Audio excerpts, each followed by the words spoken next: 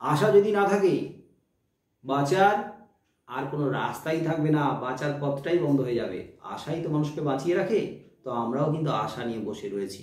এই করোনা পরিস্থিতি কাটবে, ভ্যাকসিন আসবে, আবার সব ঠিক হয়ে যাবে, আবার অন্ধকার ঘুচে আলোময় হয়ে উঠবে চারদিক।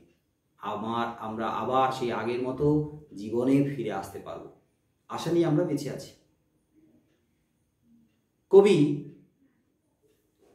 এই রাজশক্তির উত্থান পতনের প্রসঙ্গে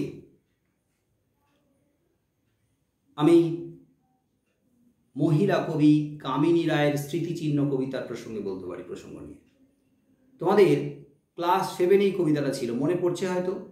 স্মৃতিচিহ্ন বলে একটা কবিতা ছিল ক্লাস 7 মনে পড়ছে কারো? ক্লাস মনে পড়ছে স্মৃতিচিহ্ন? স্মৃতিচিহ্নের প্রথম লাইনটা এরকম ছিল না, যে ওরা ভেবেছিল মনে, ওরা ভেবেছিল মনে আপনার নাম মনোহর ঘর্মরূপে, বিশাল অক্ষরে ইষ্টক প্রস্তরে রচি, চিরকাল তরে রেখে যাবে। কিন্তু মূঢ় ওরা, ব্যর্থ মনস্কাম। মনে পড়ছে লাইনটা? ওরা ভেবেছিল মনে। এই ওরা কারা? এই ওরা হচ্ছে সাম্রাজ্যবাদী শক্তি, রাজশক্তি।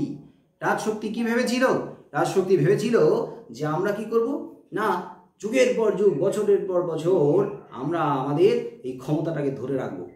তারপর আমরা মনোহর ঘর্ম মানে প্রাসাদ, এই অট্টালিকা, বিশাল বড় বড় অট্টালিকা বানাবো। সেই অট্টালিকায় আমাদের নামটাকে একেবারে চিরস্থায়ী করে রেখে দিয়ে যাবো, খোদাই করে রেখে দিয়ে যাবো। কিন্তু ওরা জানে না, ওরা তো মূঢ়, ওরা বোকা, মূর্খ। ওদের যে মনস্কাম মানে মনের ইচ্ছে, ওদের যে মনের ওই উগ্র বাসনা, এটা কিন্তু ব্যর্থ হবে, কবি বলেছেন। অর্থাৎ যারা ক্ষমতায় আসে তারা ভাবে একবার ক্ষমতা পেয়েছি মানে কি এই ক্ষমতা থেকে আমাদেরকে কেউ সরিয়ে দিতে পারবে না, আমরা চিরকাল এইভাবে ক্ষমতা ধরে রাখবো, স্থায়িত্ব লাভ করবো ক্ষমতায়।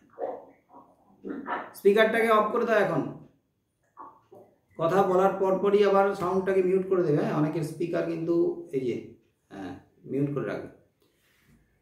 তো এই যে রাজশক্তির উত্থান পতনের প্রসঙ্গ বিভিন্ন কবিতায়, বিভিন্ন কবির বিভিন্ন কবিতায় বারবার ঘুরে ফিরে এসেছে।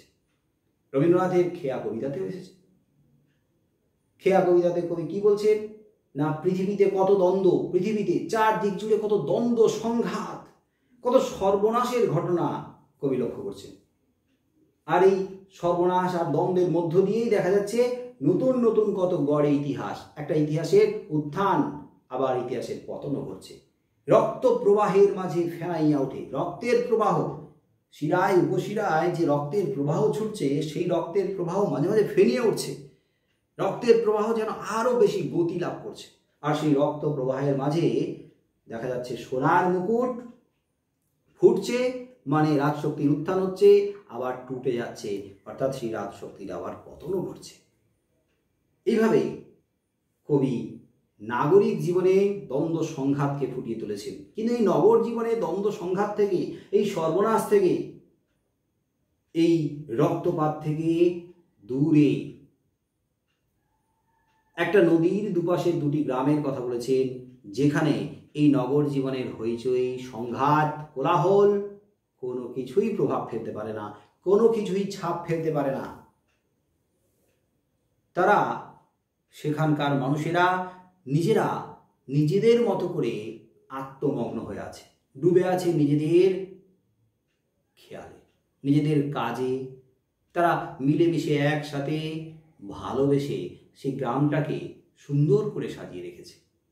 আর দুটো গ্রামে মাঝখানে আমাদের মনে হতে পারে একটা ব্যবধান সৃষ্টি করে রেখেছে, একটা দূরত্ব তৈরি করে রেখেছে একটা নদী। কিন্তু সেই নদী দুটো গ্রামের মাঝে ব্যবধান বা দূরত্ব তৈরি করে রাখলেও ওই নদীটাও ওই দুপারের গ্রামের মানুষদের অনেকেরই জীবিকার উৎস। আমরা জানি যে গ্রাম বাংলার মানুষেরা বেশিরভাগই তো কৃষিকাজ করে, কৃষি হলো তাদের জীবিকা। কিন্তু এই নদীর উপরে নির্ভর করেও তো অনেকে বেঁচে থাকে। কেউ নদীতে নৌকা পারাপার করায়, তার বিনিময়ে সে পারিশ্রমিক পায়, সেটাও তার বেঁচে থাকার তথা অন্ন সংস্থানের একটা উৎস। আবার কেউ এই নদীতে মাছ ধরে সংসার চালায়। তার মানে নদী যেমন দুপাশে দুটো গ্রামকে আলাদা করে রেখেছে, তেমনি এই নদীর ওপরে নির্ভর করে কিন্তু গ্রামবাসীদের অনেকেই জীবিকা নির্বাহ করছে, বেঁচে থাকার রসদ যোগাচ্ছে এই নদীটা। কিন্তু এই নদী দুই গ্রামকে আলাদা করলেও দুই গ্রামের মাঝে একটা সেতু বন্ধন রচনা করেছে কে? রবীন্দ্রনাথ ঠাকুরের খেয়া কবিতায় এই দুই গ্রামের মাঝে যে বন্ধন তৈরি করে রেখেছে, সেই বন্ধন কে তৈরি করে রেখেছে? খেয়া নৌকা। খেয়া নৌকাটা এখানে হচ্ছে বন্ধনের প্রতীক, খেয়া নৌকাটা এখানে হচ্ছে সম্পর্কের প্রতীক। খেয়া নৌকা যেন দুই গ্রামের মাঝে একটা সেতু বন্ধন রচনা করে রেখেছে। আর এই খেয়া নৌকায় চড়ে এপারের গ্রামের মানুষ যেমন ওপারে যায়, তেমনি দরকারে প্রয়োজনে ওপারের গ্রামের মানুষ আবার এপারেও আসে। এইভাবে পরস্পর আদান প্রদানের মাধ্যমে, পরস্পর যোগাযোগের মাধ্যমে, পরস্পর বিনিময়ের মাধ্যমে এরা কিন্তু সুখে দুঃখে পাশে থেকে নিজেদের মতো করে ভালো আছে, সুখে আছে। আসলে এই কবিতায় এই যে নদী এবং দুপাশে দুটো গ্রামের কথা বলা হয়েছে, আমি যখন এই কবিতা পড়ি বা এই কবিতাটা নিয়ে ভাবি, তখন আমার ছেলেবেলার কথা মনে পড়ে যায়, আমার ছোটবেলার কথা মনে পড়ে যায়। আমি ছেলেবেলাটা কাটিয়েছি আমার মামার বাড়িতে, তোমাদের এর আগেও আলোচনা করেছি, তো একটু গল্পও হয়ে যাক। একটা না ভাষণ দিতে দিতে আমারও একটু একঘেয়েমি লাগছে, বোর হয়ে গেছি, আমিও একটু গল্প শোনাই 2 মিনিট। কি শুনবে তো নাকি? হ্যাঁ, তাহলে কি হবে এই যে মানে একটা না এই বক্তৃতায় অনলাইন মানে হচ্ছে, এর আগেও বলেছি, কি বলেছি, ফাঁকা মাঠে বক্তৃতা দেওয়া, মঞ্চে দাঁড়িয়ে বক্তৃতা দেওয়া হচ্ছে, সামনে চেয়ারে বেশিরভাগ কেউই নেই, খালি সামনের চেয়ারগুলোতে 2-4 জন বসে রয়েছে, আর পেছনের চেয়ারগুলো আস্তে আস্তে ফাঁকা হয়ে গেছে। আর রাজনৈতিক নেতা রাজনৈতিক মঞ্চে দাঁড়িয়ে ফাঁকা মাঠে বক্তৃতা দিচ্ছে, এখন আমি যেটা করছি। সত্যি তাই, এই অনলাইনে পড়ানো মানে ব্যাপারটা তাই। অনলাইনে পড়ানো মানে এই দেখো, এখন পর্যন্ত আমি দেখতে পাচ্ছি হ্যাঁ 50% স্টুডেন্ট আছে আর 50% স্টুডেন্ট অ্যাবসেন্ট। কি করবে? উপায় নেই, কারণ সারাদিনের শেষে নেট শেষ হয়ে গেছে, তাই লেফট হয়ে গেছে। কারণ net problem, net slow, join হতে পারছে না, তো মাঝপথে স্লো হওয়ার কারণে বেরিয়ে যাচ্ছে। তাহলে আমরা এতজন স্টুডেন্ট মিলে মাত্র 50% স্টুডেন্ট পড়াশোনা করছি। তাহলে এই এক ধরনের ফাঁকা মাঠে বক্তৃতা দেওয়ার মতো না, যার হলো হলো, না হলো না হলো, যার হয়ে গেল কপাল ভালো, আর যার হলো না কপাল মন্দ, বেরিয়ে গেছে। সে এখন বেরিয়ে গিয়ে কি বলছে? সে এখন বেরিয়ে গিয়ে ওই দেওয়ালে বা দরজাতে কপাল ঠুকছে।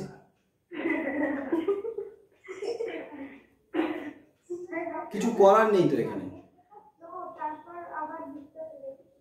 নেট স্লো, তারপরে আবার মেজাজটাও তো বিগড়ে যাচ্ছে না। কতবার ট্রাই করছে, একটা ক্লাস করতে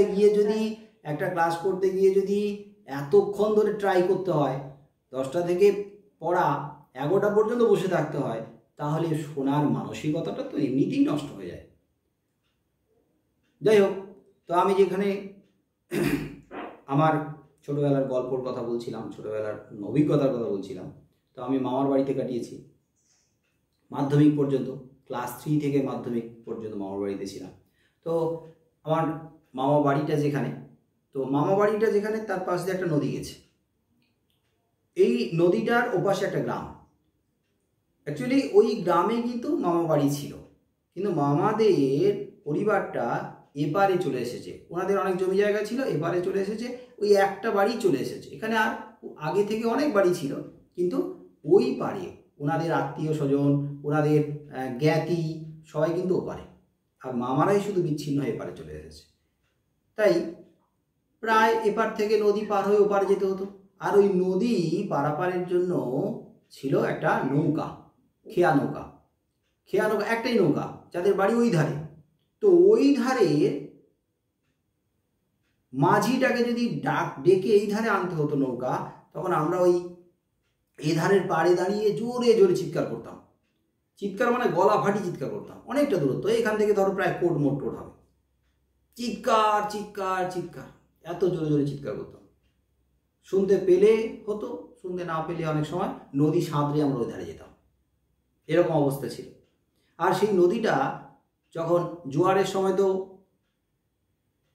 ভর্তি ফুলে ফেপে যেত, কিন্তু যখন ভাটার সময় একবারে ভাটা হয়ে যেত, তখন নদীতে জল একেবারে হাঁটু পর্যন্ত বা তারও আরও কমে যেত, মানে হেঁটে পার হওয়া যেত।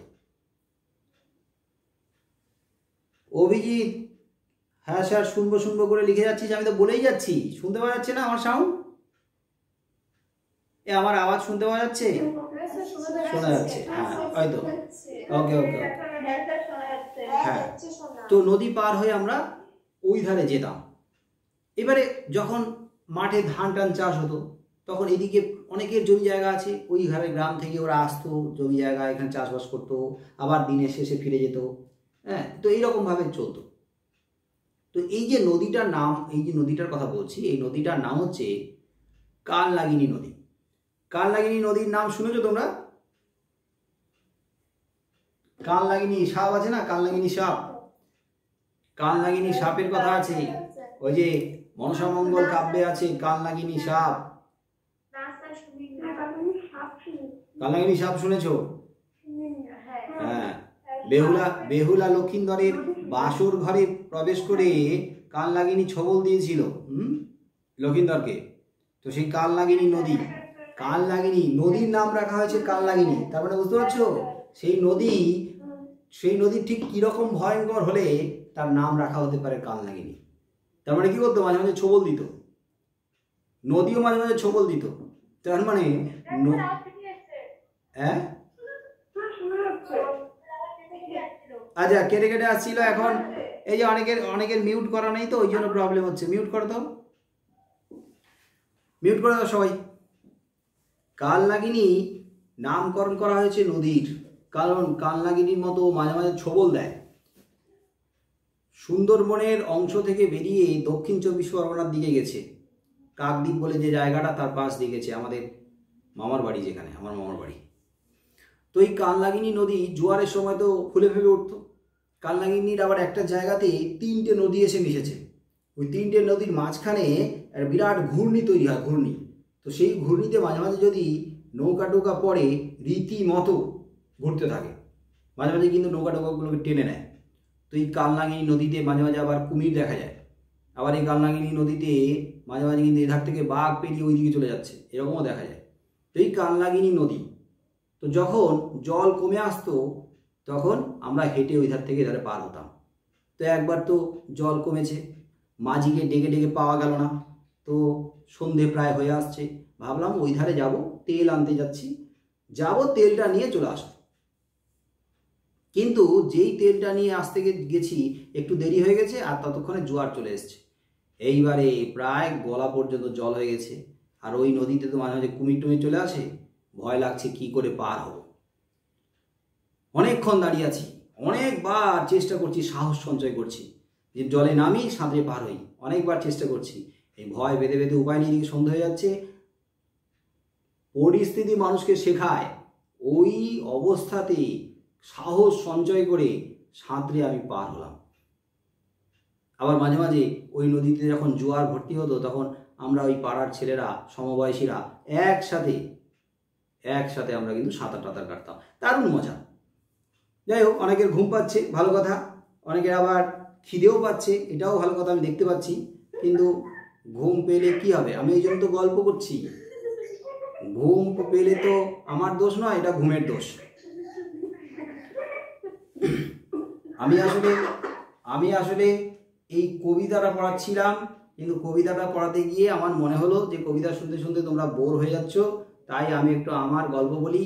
যে গল্পে একটা নদীও আছে, দুই দিকে দুটো গ্রামও আছে, যে গল্পে আমি আছি, আর কবির সঙ্গে, কবির ভাবনার সঙ্গে আমি একাত্ম হতে পারছি, কবিকে আমি উপলব্ধি করতে পারছি, কবির মনটাকে আমি পড়তে পারছি। তার কারণ আমি ছোটবেলায় কিন্তু এই রকম একটা পরিবেশে বড় হয়ে উঠেছি।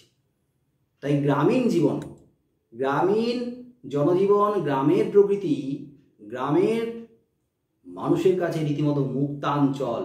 আমাদের শহরের মানুষের কাছে শহরের এই নগর জীবন রীতিমতো একটা বদ্ধ জীবন।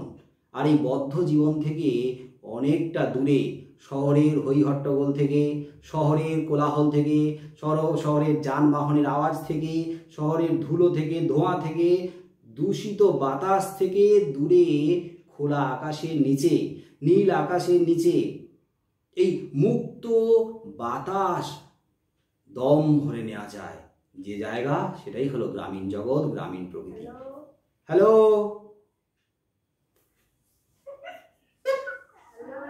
হ্যাঁ, কি শোনা যাচ্ছে না?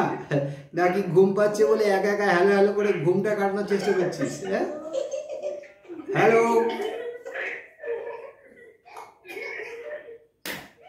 ঘুম পাচ্ছে না? ও আসলে ওই ধারে থাকলে ঘুম পায়, ওই ধারে বসে আছে তো, কোনো পড়ার চাপ নাই, বসে বসে শুনতে হচ্ছে, এই জন্য ঘুম পাচ্ছে। ঠিক আমার এই ধারে চলে আসো, আমার এই চেয়ারটাতে বসবে আসো, আর এই এতগুলো স্টুডেন্টকে বোঝাবে আসো, তাহলে দেখবে ঘুম তো উড়েই গেছে আর গা দিয়ে দরদর করে ঘাম বেরোচ্ছে।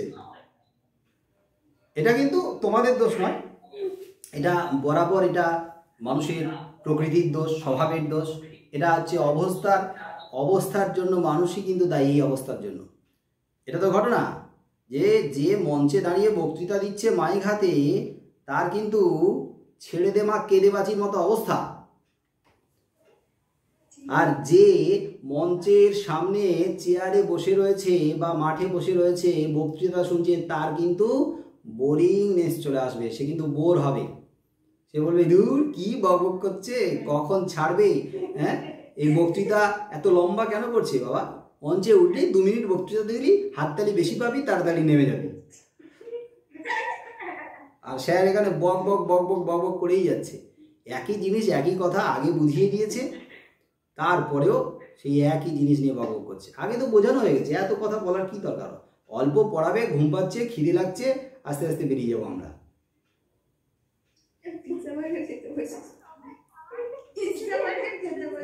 হ্যাঁ, দারুণ মেসেজ চলছে, বাহ, দারুণ চ্যাটিং হচ্ছে, আমি দেখতে পাচ্ছি এখান থেকে।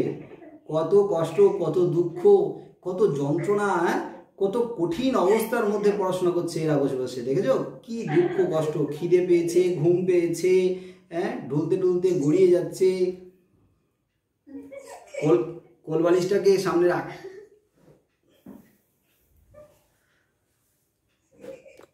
আচ্ছা, এবার একটু লাইনের দিকে দেখো তো, আমি লাইনগুলো ধরে একটু বলি। খেয়া নৌকা পারাপার করে নদী স্রোতে, খেয়া নৌকা নদী স্রোতে পারাপার করে। এই মেসেজ করা বন্ধ কর, আর বেশিক্ষণ নেব না, অল্প কিছুক্ষণ দাঁড়া, চুপ করে বস। আর সাউন্ড মিউট করো, মেসেজ করা বন্ধ করো, চ্যাটিং করা বন্ধ করো, লাইনের দিকে তাকাও। খেয়া নৌকা পারাপার করে নদী স্রোতে। তাহলে গ্রামের মাঝে একটি নদী, যে নদীর ওপরে একটি খেয়া নৌকা। এই খেয়া নৌকা দুটো গ্রামের মানুষদেরকে 2 গ্রামে নিয়ে যাচ্ছে, নিয়ে আসছে, পারাপার করে দিচ্ছে। আর এই খেয়া নৌকায় চড়ে কেহ যায় ঘরে, কেহ আসে ঘর হতে, কেউ ঘর থেকে যায়, আবার কেউ ঘরে ফিরে আসে। সকাল হইতে সন্ধ্যা করে আনাগোনা, 2 তীরে 2 গ্রাম আছে জানাশোনা, সকাল হইতে সন্ধ্যা করে আনাগোনা। 2 তীরে যে 2 গ্রাম রয়েছে, এই দুটো গ্রাম পরস্পর পরস্পরকে জানে, পরস্পর পরস্পরকে চেনে, বোঝে। এদের মধ্যে যে সম্পর্ক, সেটা নারীর সম্পর্ক, গভীর সম্পর্ক। দুটো গ্রাম যেন ওই একই বৃন্তে 2টি কুসুমের মতো। এবং সকাল থেকে সন্ধ্যা পর্যন্ত ওই নদীর বুকে খেয়া নৌকা পারাপার করে। সকাল থেকে সন্ধ্যা পর্যন্ত এই গ্রাম থেকে ওই গ্রাম, ওই গ্রাম থেকে এই গ্রামের মানুষ যাতায়াত করে এবং এই নদীর ওপরে খেয়া নৌকায় চড়ে। পৃথিবীতে কত দ্বন্দ্ব, পৃথিবীতে কত কি ঘটে যাচ্ছে, কত দ্বন্দ্ব সংঘাত ঘটে যাচ্ছে, কত সর্বনাশ হচ্ছে, নতুন নতুন ইতিহাস রচিত হচ্ছে, নতুন নতুন কত গড়ে ইতিহাস, কত ইতিহাস রচিত হচ্ছে। কিন্তু তাতে এই গ্রামের উপরে কি কোনো প্রভাব পড়ছে? না, এই গ্রামের মানুষেরা সেই ইতিহাসের খবর রাখে না, সেই দ্বন্দ্ব সংঘাতের কোনো খবর রাখে না।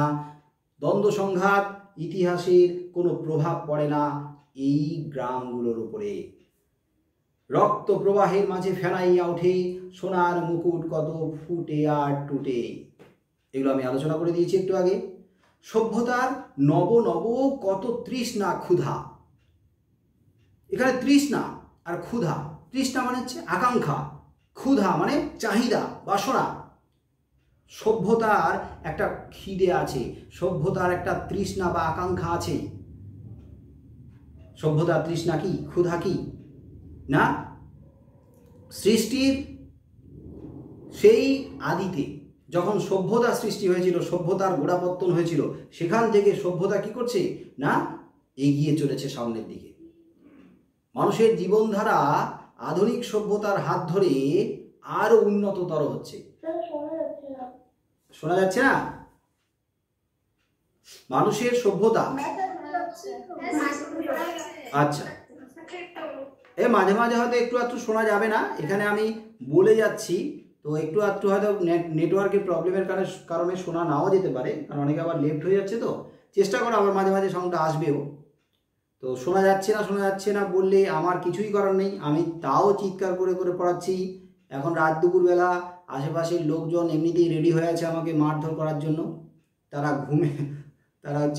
ঘুমের জন্য রেডি হচ্ছে, আর আমি গোটা চিৎকার করে পাড়া মাথায় তুলছি, পাড়া জাগাচ্ছি। তাও আমি অনেক রিকোয়েস্ট করছি যে আমার ছাত্রছাত্রীদের জন্য আমাকে একটু রাত জাগতে হবে।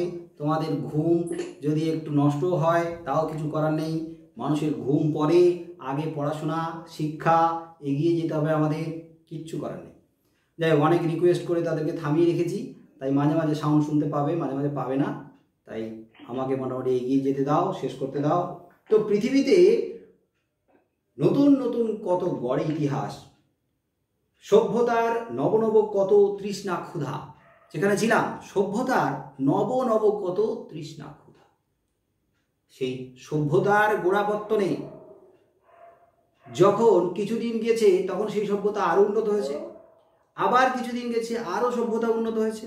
এইভাবে সভ্যতা দিনের পর দিন আরো উন্নত বা সভ্যতার অগ্রগতি ঘটেছে। আজকের আমরা আধুনিক সভ্যতা দাঁড়িয়ে রয়েছে, কিন্তু আজ থেকে 10 বছর পর, 20 বছর পর, আজ থেকে 50 বছর পরে গিয়ে দেখব আজকের এই সভ্যতাটা হয়ে যাবে অতীত প্রাচীন সভ্যতা, পুরনো সভ্যতা।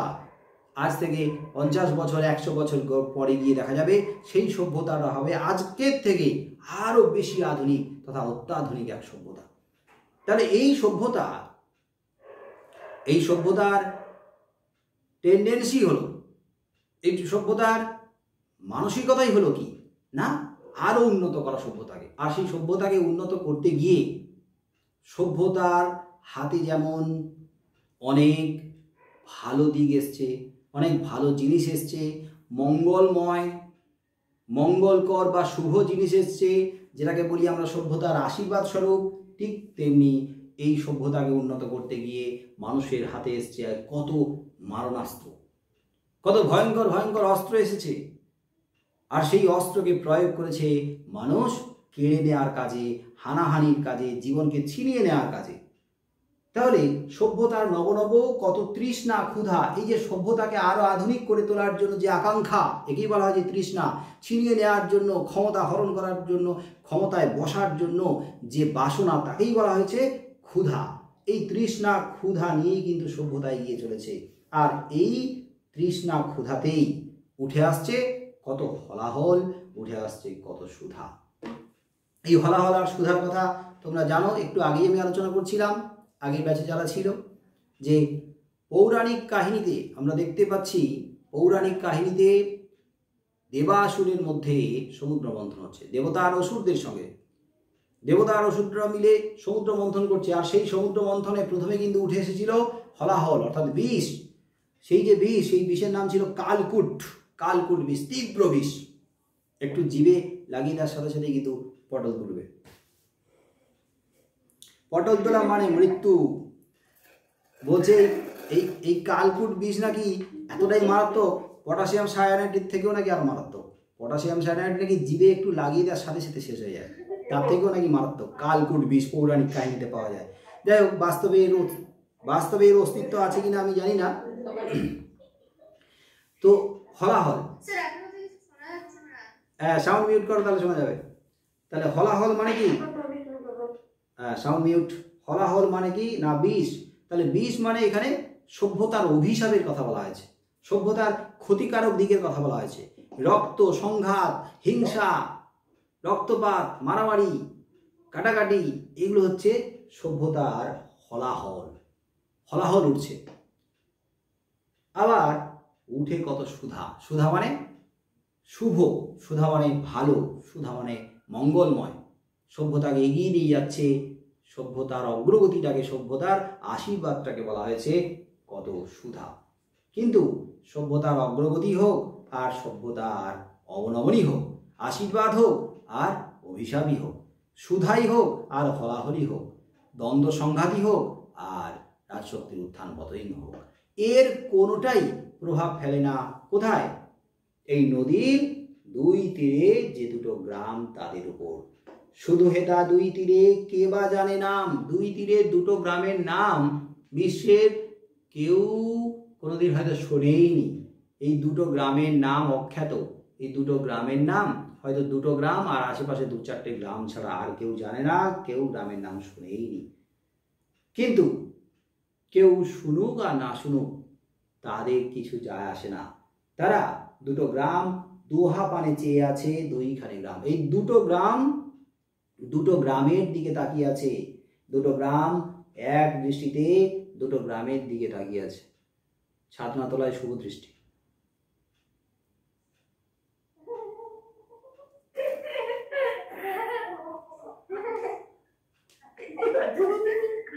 এই খেয়া চিরদিন চলে নদীর স্রোতে, কেহ যায় ঘরে কেহ আসে ঘর হতে।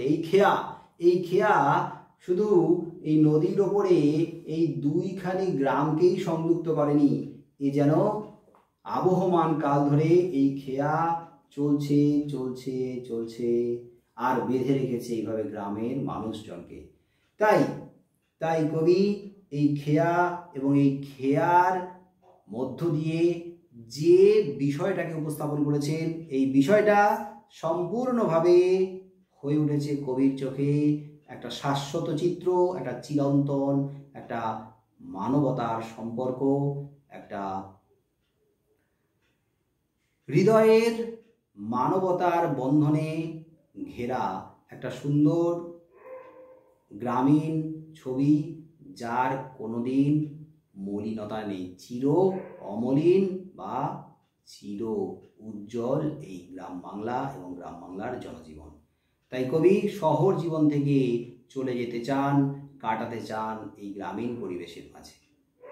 তো আমি আর আমরা সবাই চেষ্টা করব যখন আবার পরিস্থিতি ঠিক হয়ে যাবে তখন এই শহর থেকে মাঝে মাঝে দূরে চলে যেতে, হারিয়ে যেতে গ্রামীণ প্রকৃতির মাঝে, বন জঙ্গল পাহাড় সমুদ্র, এই প্রকৃতিকে আমরা জানবো, চিনবো, প্রকৃতির মাঝে নিজেকে খুঁজে পাবো নতুন করে।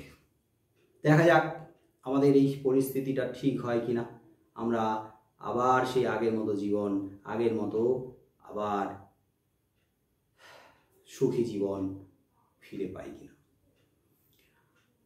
তো কটা বাজে রে? 12:13। আজকের হোমওয়ার্ক, আজকের আর হোমওয়ার্ক টোমওয়ার্ক আলোচনা হবে না, চেক টেক হবে না। মোটামুটি তোমরা এই হোমওয়ার্কগুলোকে পারলে আর একবার নিজেরা একটু মিলিয়ে নাও, নিজেরা একটু দেখে নাও। আর আগের আবার সেই ওই আওয়াজ হচ্ছে কেন রে? স্যার এই হোমওয়ার্কগুলো কি পরের দিন চেক করবে? হ্যাঁ, আপাতত রেডি করে রাখো, পরের দিন দেখি।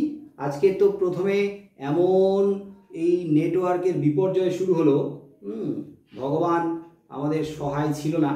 তাই সেই কখন 10টা থেকে এখনো পর্যন্ত স্টুডেন্টরা অনেকে বসে আছে, আর যারা 11টা থেকে এসছো তাদের তো কোনো ব্যাপারই নয়। তাই আজকের আর হোমওয়ার্ক টোমওয়ার্ক চেক করে সময় আর নষ্ট করবো না, বেশি রাত করবো না। অনেকক্ষণ থেকে বসে আছে অনেকে।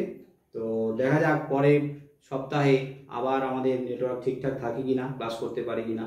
আর এই হোমওয়ার্কগুলো থাকুক, পরের সপ্তাহে চেষ্টা করবো এইগুলো আবার একটু আলোচনা করে নেওয়া আর নতুন চ্যাপ্টার দিয়ে। বাকি আছে একটু। আরে অনলাইনের পড়াশোনা এর আগে কি বলেছি? অনলাইনে পড়াশোনা মানে ফাঁকা মঞ্চে বক্তৃতা, ফাঁকা মঞ্চে দাঁড়িয়ে রাজনৈতিক বক্তৃতা দেওয়ার মতো। হ্যাঁ, কেউ শুনবে কেউ শুনবে না, কেউ চেয়ার ছেড়ে উঠে যাবে, কেউ আবার প্যাকেটের লোভে বসে থাকবে, কবে একটা মিষ্টির প্যাকেট কখন দেবে, কখন ডিম ভাত খাওয়াবে, মাংস ভাত খাওয়াবে, তারপরে খেয়ে দেবে। এই হচ্ছে ব্যাপার। তাই অনলাইনে পড়াশোনাটা, এই পড়াশোনাটা যে যথেষ্ট নয় সেই কথা আমি ভেবে, সেই কথা বুঝে তোমাদের জন্য তো একটা স্থায়ী সমাধানের রাস্তা বের করে রেখেছি। কি রেখেছি তো? তা প্রত্যেকটা চ্যাপ্টার বুঝিয়ে তোমাদের কাছে পাঠিয়ে দিচ্ছি, তোমাদের কাছে সারা বছর ধরে থাকবে। আমার তো মনে হয় না এরকম কোনো কেউ এইভাবে তোমাদেরকে বুঝিয়ে পাঠিয়ে দিচ্ছে। কেউ পড়াচ্ছে অনলাইনে পড়ানোর পরে এক্সট্রা করে আলাদা করে প্রত্যেকটা চ্যাপ্টার বুঝিয়ে? তাহলে তোমরা যারা অনলাইনে ক্লাস করছো তাদের মধ্যে যদি কেউ ক্লাস কখনো করতে না পারো, কোনোদিন করতে না পারো, তাহলে কিন্তু সেই ক্লাসটা পুরোপুরি বাদ দিয়ে গেলে, সেই পুরোপুরি কিন্তু তার বাদ চলে গেল, তার অল্টারনেটিভ কোনো রাস্তা নেই। আমি তো রাস্তা একটা করে রাখছি। আবার এই ক্লাসটাতে আজকের কজন আছে? এই যে কয়েকজন আছে 40 জন মতো, এই 40 জনের হয়েছে, তাহলে তাহলে বাকি আরো এত স্টুডেন্টের হলো না। বাকি এতজনের হলো না, তার মানে কি আজকের ক্লাসটা ওই শিক্ষণীতে আমি আপলোড করে দেব, তারা মোটামুটি দেখতে পাবে। তোমরাও যদি চাও পরদিন তোমরাও আরেকবার দেখে নিতে পারো, টুকটাক দেখি কি আলোচনা হয়েছিল ভালো করে। এখন তো অনেকের ঘুম পাচ্ছিল, এখন তো অনেকের খিদে পাচ্ছিল, তাই অনেকের কিন্তু শোনার মানসিকতা ছিল না।